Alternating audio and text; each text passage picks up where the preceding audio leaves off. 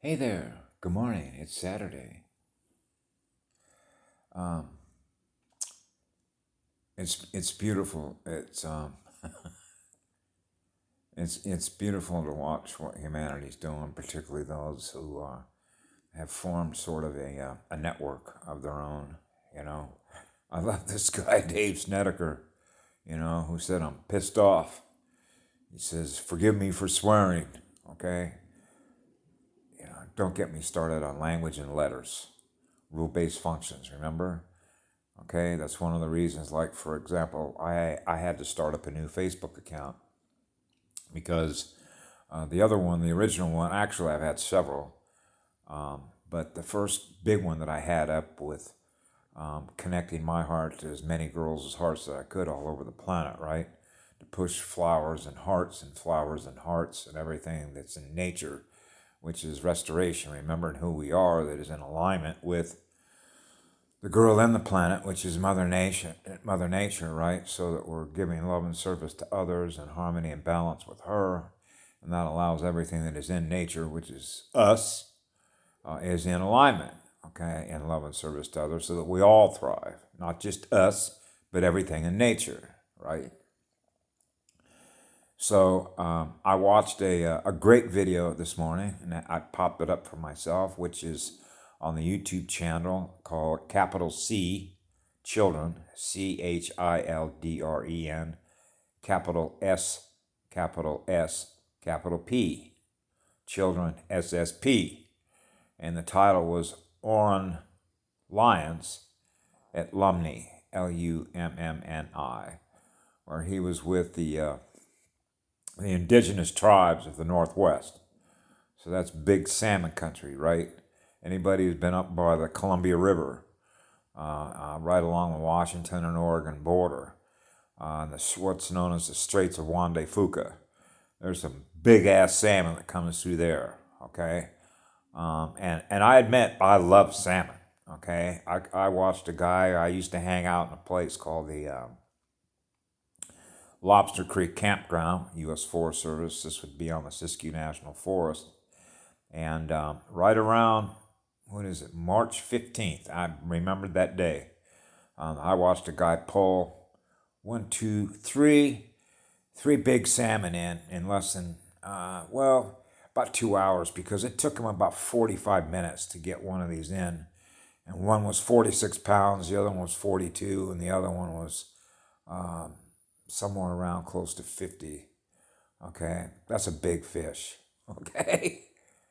And he was using anchovies. Okay, and another one, I believe he was using a green spinner. But anyway, I've never been comfortable about pulling anything out of its natural habitat. I know that's going to sound crazy to a lot of you.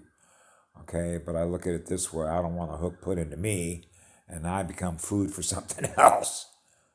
That's it's one of the reasons I had such a difficulty down here in this particular density, is because I think of a fish that is in there, and whatever is naturally supposed to happen to that. I think of myself as a fish being in that water because I love to swim, right? And all of a sudden I see something that's food because I'm a fish in the water, and I see that as food. Next thing I know, that's something that's trying to take me away, and I become food for it, right? So this is one of the reasons why I always perceive this classroom as a lab class. She's showing you how it works, how the different species that are here, because it's all energy, right? Quantum energy that has a shared energetic communication relationship with everything else that is communicating with itself.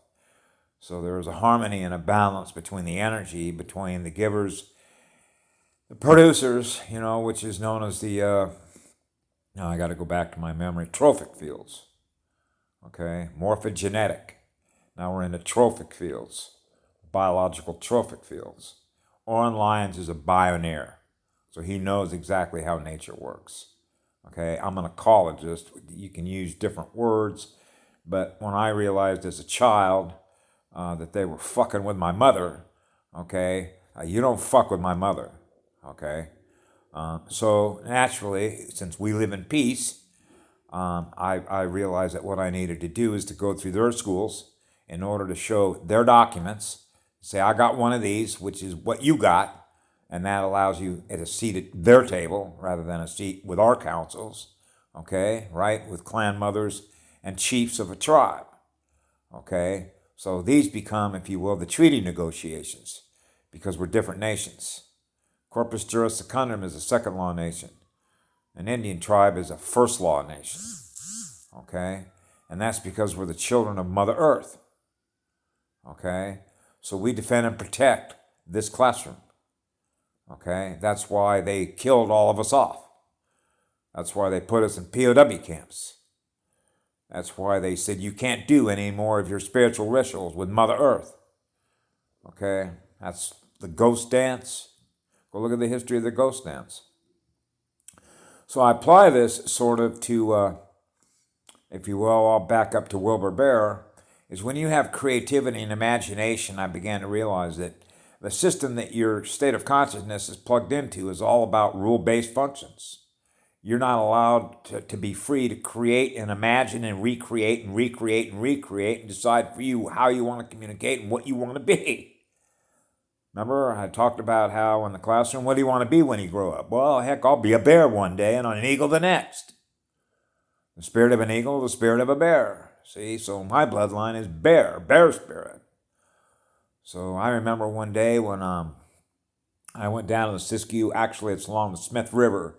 If you ever get a chance to go along the Smith River, which is Highway 99 going down from Grants Pass down into the Redwoods, is one of the, as I remember it, one of the last remaining rivers that still maintains a modicum of purity to it. And you can tell by the color. When you go down there, it's one of the few places I've done it and just drink right out of it. Because you realize, you're probably not going to contaminate it, even though there's radiation all over the planet, right? Because of what they did to the ozone. So, these demons run around in the same suits you do, we do, right? So you got to know the difference. Well, how do you know the difference? Reading their energy. What is it they do with their energy? What is it that gives us the greatest meaning and purpose in life? So if you watch that video that I put up on Facebook, which was Children SSP Oral Lines at Lumney, you'll begin to have, if you will, information and knowledge of who we are, who the Indians are, who the tribes are, what it is or how it is, the things that are valuable to us. There was one Indian that got up there, talked about empathy, what it means to have empathy. You begin to realize the indigenous tribes have empathy, okay? That means we care about you. We care about everything, okay? We're supposed to, okay? Because how can we defend the realm and protect you as guardians if we don't even have any love for ourselves, which translates to how much love we show towards everything else that is here? When I watched that presentation this morning, I cried like a baby.